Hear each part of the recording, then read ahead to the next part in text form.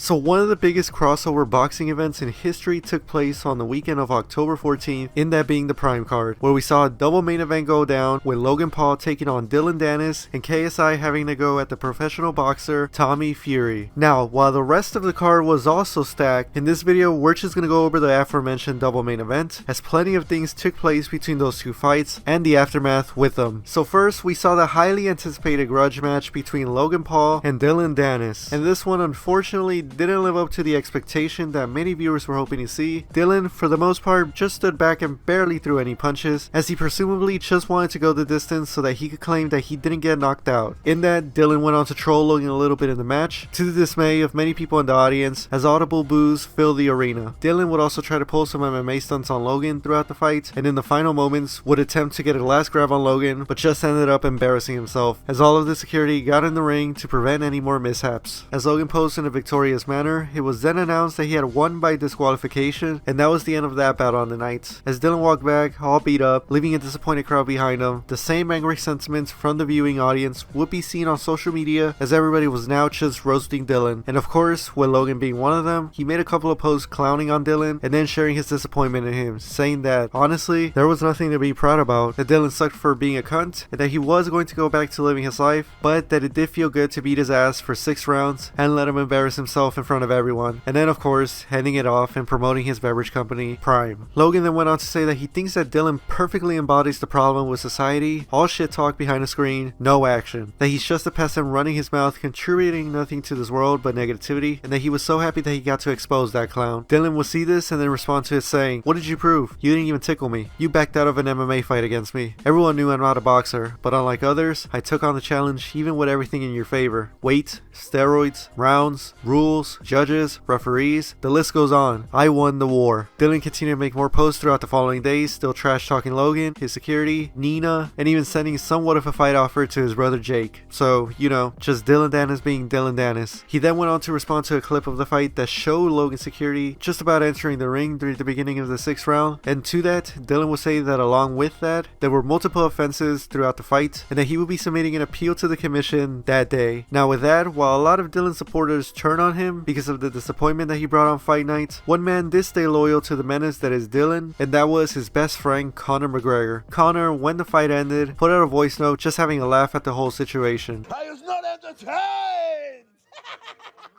I was impressed. Good shots. Need to believe in his little shots. You just need to let them go a little bit more. What your man do anyway? Didn't even wobble him. Didn't even hurt him. You done nothing.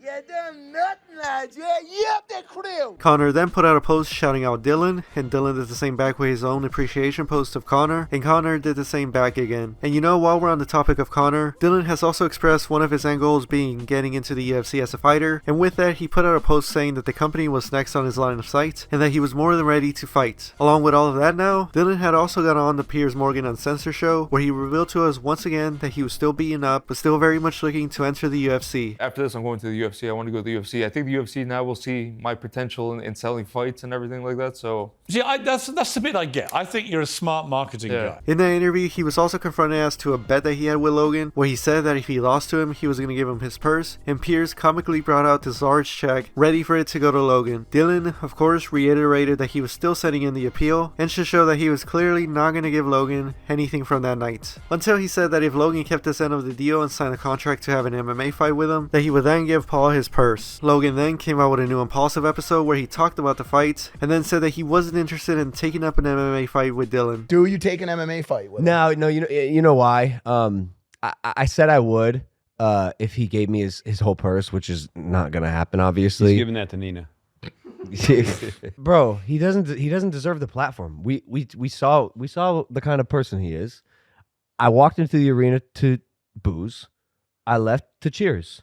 No one likes that dirty fight shit, bro. You came to box. Like, respect the sport. Respect me as an opponent. Logan then also apologized to his fiance on that episode in regards to taking the fight with Dillon, due to Danis just constantly going in on her. And when Dillon saw the clip, he went on to tell Logan that he wasn't done yet, and that Logan should have killed him when he had the chance. Dillon then went on to speak on Nina even more, saying that now, next up for him, was the trial of the century, with him going up against her in court. We wouldn't get another update on that up until a few days later, where he then said that Nina had offered him a settlement of $400,000 $1,000 that day for Dillon to pay up and end the lawsuit there. But in Dillon Danis fashion, he just said that she can go suck a dick with that proposal. So for that, that's where it ends off on Dillon for now. While he did open up a bit on his personal Instagram account, apologizing to the people he let down, his post on X had a totally different tone to it, and if anything just makes him seem a bit more confident there now, even with a loss to Logan, as he has proven himself to get the people talking and is now looking to shift that new level of fame that he got from the Logan fight over to the UFC. Now, as for what Logan did after his fight, he called out the WWE United States Champion Rey Mysterio for the belt, and Rey did respond to the call out on X, and then also even had a video taken of him responding to Logan. Logan,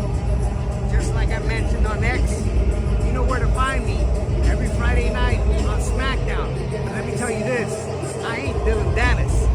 I will move your... Logan also had a post-fight speech in a room filled with his people and showed his appreciation to his fiance, and is now just looking forward to the future with her in his ongoing venture in the WWE and other business avenues including Prime. As for the website that he came up with during his and Dillon's build up to the fight, where you can see when it was the last time that Dillon had fought, that website did actually get updated to now take into consideration the fight that he had on the Prime card with Logan. And with all of that being said now, one person that did react to that fight was one of the main event fighters and Logan's partner in Prime, KSI, where we saw him be relieved that Logan had, for the time being, shut Dillon up with the fight. And with that, we now go on to KSI's fight against Tommy Fury. But right before that what happened, KSI pulled up in a green Lamborghini, ready to take on the professional boxer, and after hanging in there all 6 rounds against Tommy, and many people thinking that he got the better of him in that fight, it was now all up to the judges to decide who the winner was going to be. Judge 1 came up with a tie, and the other 2 judges gave the win to a fighter, thus having this be a majority decision victory. And that winner, to the surprise of many people watching, was Tommy Fury. Immediately, social media started saying that KSI was robbed of a victory, or if anything, at least a draw. Eddie Hearn thought that KSI had won, the CEO of DAZN believed that a robbery took place, and we even saw some of the top streamers speak on the situation like Kai Cenat. I think at most it's a draw, bro. I think it was KSI or a draw. Hayden Ross. I'll be honest, bro. In my opinion, KSI got robbed, like, very bad in that fight. I think KSI should have won that fight. I Show Speed. KSI should have won this fucking fight, bro. When I seen this shit, I almost fucking cried, bro. Cause that shit really pissed me off. He got fucking robbed, bro. He got fucking robbed! KSI should have won that fight, dog.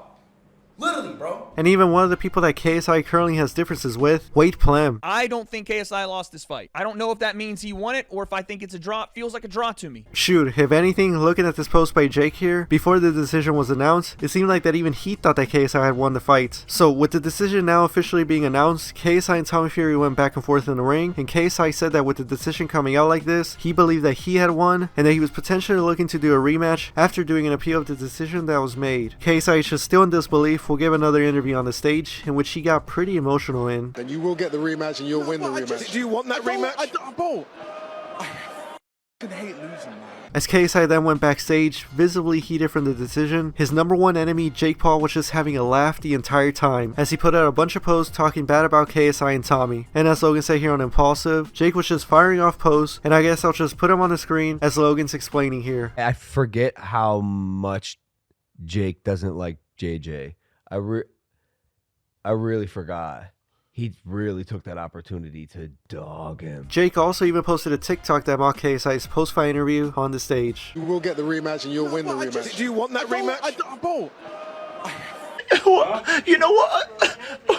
You know what? And it also spoke about KSI and how they now got to run it up after what we had just seen on the Prime card. I still want to decapitate KSI. We have to finish what we started. More controversy would occur when the punch/fight stats came out and showed a more favorable outcome for the YouTube fighter when looking at percentages, leading more people to believe that KSI should have come out as the winner. And then soon after, the scorecards got posted online, and what was highly notable here was that on the third card, where it said that they had tied, if you added up the numbers correctly, the tie shouldn't have been the case, as it being correctly added would have given KSI less points, and thus then have all 3 cards be giving Tommy a unanimous decision victory. This error though will be rectified on the following day, and it will be seen that Tommy's previously mentioned majority decision victory against KSI was now a unanimous decision win for him. Tommy would not take back anything that happened on that night, and would even go on an interview on Good Morning Britain and say that KSI, if anything, had the advantage on his side, as the ref supposedly was helping out the YouTuber. I do believe the referee was heavily in favour of him as well, as he should have been warned about the holding.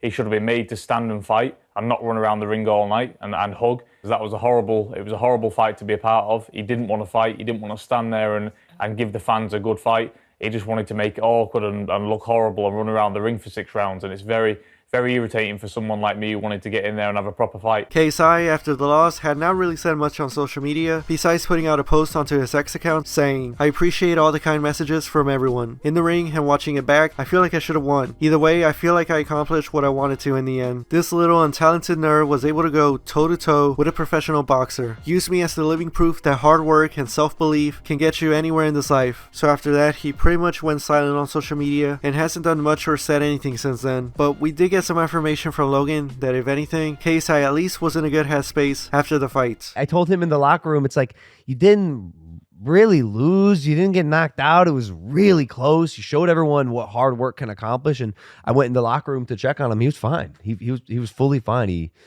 didn't seem down at all. Like he took it like a man. And with this reportedly new picture coming out of KSI chilling with some of the sidemen, he seems to be in good spirits with whatever's coming next in his future. As for what that may be, we're just gonna have to wait and see, as it has already been several days after the fight, and we necessarily haven't heard back from any appeals. So for the time being, it just seems like that the loss will stay on KSI's record, but many fans and viewers think that the results should be otherwise. But on the other side of that, at least with the Prime card taking place, so far it has been reported that the pay-per-view had done about 1.3 million buys, making that the highest selling pay-per-view that we have seen so far in this recent YouTube/crossover boxing scene. And with those numbers, it also makes this the highest selling pay-per-view event for this year in 2023. And with that, that'll be the end of this video. I hope you all enjoyed, and I will see you in another one.